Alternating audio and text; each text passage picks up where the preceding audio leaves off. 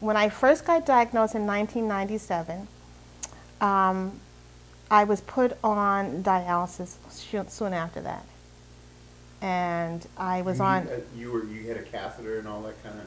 I had a fistula, always a fistula, the very same fistula that I use right now Mm. was the original fistula. I was seeing a doctor who operated out of Beverly Hills, at a practice in Beverly Hills, and I would leave here 5 o'clock in the morning, get up 4:30, get out of here by 5, and be on first shift by 5:30.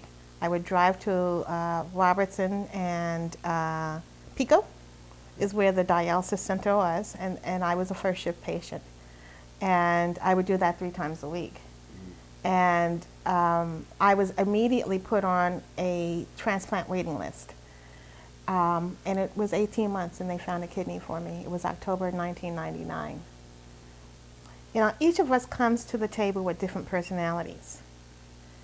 One of my strong side of my personality is I'm used to fighting through things.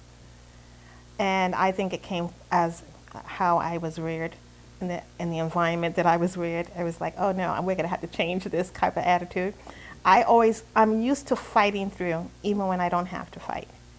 And I think it all came from how I was reared in the environment that I was reared. Grew up in New York City in the projects. And, you know, it's what you learn. You see something go and you try to move around that mountain. Now, I'm not saying fighting, Sure. but the nature of my spirit is to fight through something and overcome something. So I always considered myself as an overcomer. So when I heard the news, number one was, it scared me. But number two, my nature was to come home and research it. So I did. What is kidney disease? What is dialysis? Blah, blah, blah. And from there, I started strategizing. Okay, Lord, first I prayed, Lord, how am I going to get through this? I have a 5-year-old and I have a 12-year-old. And both need their mother. And so I did a lot of praying. And I said, okay, I'm going to fight this because I don't like the fact that I didn't have a chance to fight it. You know, all of a sudden it came upon me. And here I am. And if this is the plate I have to be dealt with, I need to shift gears real fast. There's no time to be playing games about being in denial because I understood denial at that point.